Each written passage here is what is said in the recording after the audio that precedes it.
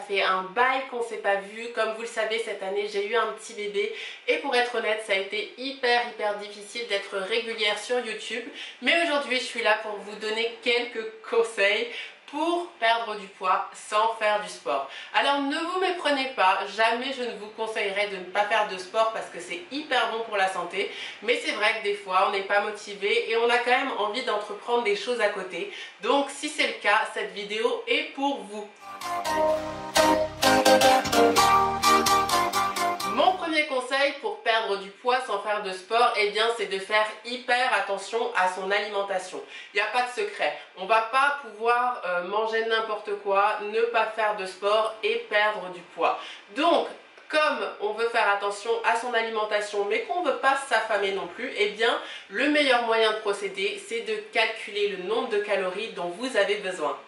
Pour ça, pas besoin d'être diététicienne, pas besoin d'être mathématicien. Il existe un tas d'applications gratuites sur internet qui vont vous permettre de savoir combien de calories vous avez besoin pour perdre du poids, tout simplement en rentrant votre sexe, votre âge, votre taille, votre poids actuel et votre niveau d'activité. Une fois que vous savez de combien de calories vous avez besoin, moi ce que je vous conseille, c'est pas forcément de passer votre temps à rentrer nécessairement toutes les calories que vous mangez tous les jours. Voilà, l'idée c'est de le faire sur quelques jours. Vous pouvez télécharger des applications qui vont compter les calories de vos aliments ou tout simplement noter ce que vous consommez dans un petit journal sur quelques jours pour avoir une idée globale de ce que vous consommez. Parce que on a toujours l'impression qu'on mange peu et on ne se rend pas forcément compte en fait de la quantité de ce qu'on mange, de la quantité réelle de ce qu'il y a dans notre assiette. Donc c'est vrai que quand on veut des résultats précis, eh bien il faut être précis. Je sais que beaucoup vont me dire ouais Emma c'est chiant, moi j'ai pas envie de compter. Ouais mais t'as pas envie de faire du sport non plus, j'ai envie de dire. Donc à un moment donné, voilà, il faut équilibrer aussi et il faut peser le pour et le contre. Voilà, donc moi je trouve que le juste milieu c'est de compter ses calories journalières, voilà, sur quelques jours, une semaine idéalement, pour avoir une idée, pour faire une moyenne, voilà. À la fin de la semaine, vous faites une moyenne de chaque jour et puis vous verrez à peu près combien vous consommez de calories réellement. Ensuite, une fois que vous avez cette information, eh bien, vous pouvez lâcher un petit peu prise et continuer vers une alimentation sans calcul quotidien. Une fois qu'on sait de combien de calories notre corps a besoin, eh bien il va falloir appliquer un petit déficit calorique. Un déficit calorique, c'est-à-dire qu'on va devoir manger moins de calories que ce que notre corps a besoin. Mais là, encore une fois, il n'est surtout pas question de s'affamer. Voilà, quand je dis un petit déficit calorique, on parle de 10 à 20% en moins que ce que votre corps a besoin. Donc c'est simplement une centaine de calories, pas besoin d'être extrême, voilà, il faut simplement être régulier. Donc on enlève une centaine de calories chaque jour et petit à petit, eh bien on va perdre du poids progressivement.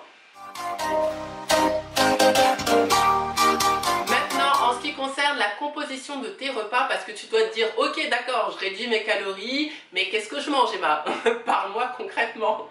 Donc concrètement, il va falloir que tu composes tes repas toujours de la même façon.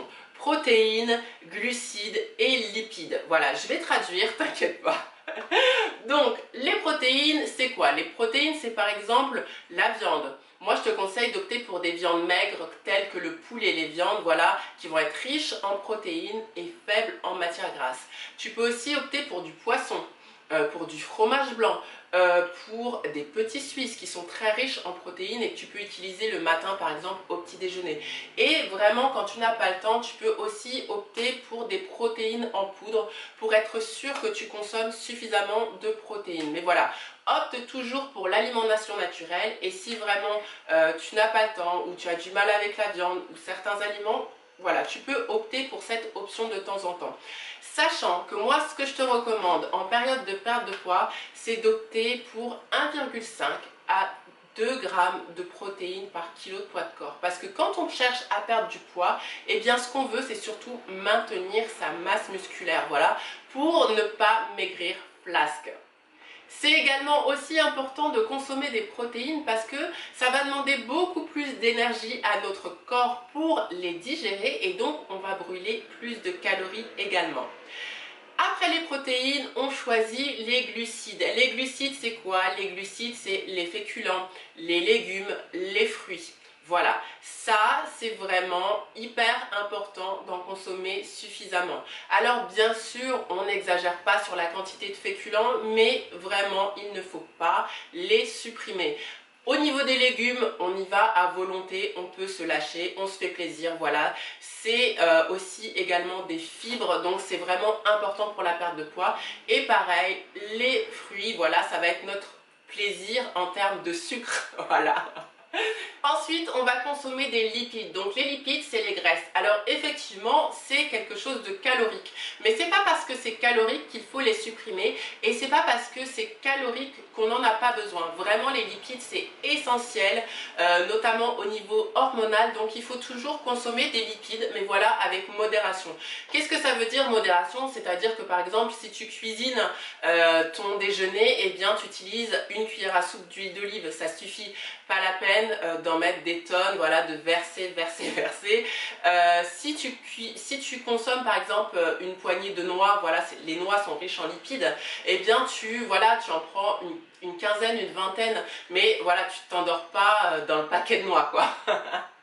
Donc voilà les 3 éléments qui vont t'aider à composer des plats sains, équilibrés et qui vont t'aider à perdre du poids de la meilleure des manières. Voilà, ça ne sert à rien de supprimer certains éléments parce que tôt ou tard, eh bien, il va y avoir ce qu'on appelle des frustrations et là, engrenage.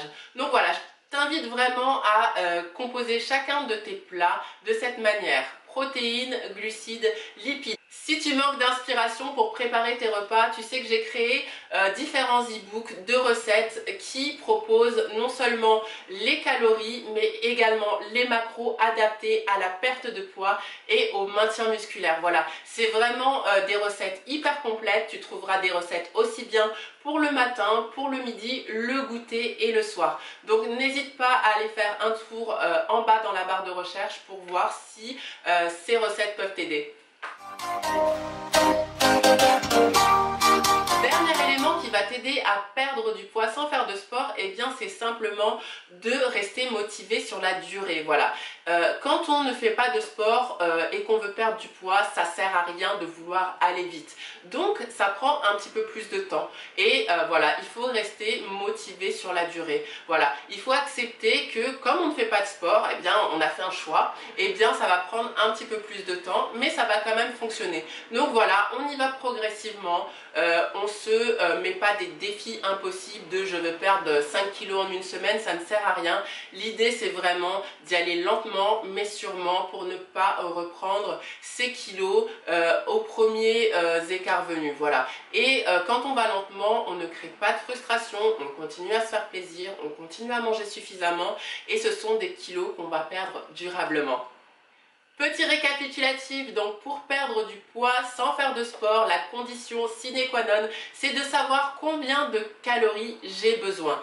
On calcule son nombre de calories et petit à petit, on réduit progressivement les quantités de ce qu'on mange. Voilà. Mais au-delà des calories, on mange des aliments de qualité, des protéines, des glucides, des lipides.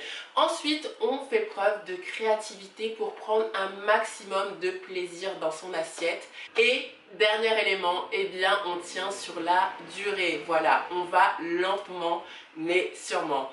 Voilà, j'espère que cette vidéo t'a plu. Si c'est le cas, n'hésite pas à mettre un petit pouce et à t'abonner à ma chaîne YouTube. À bientôt.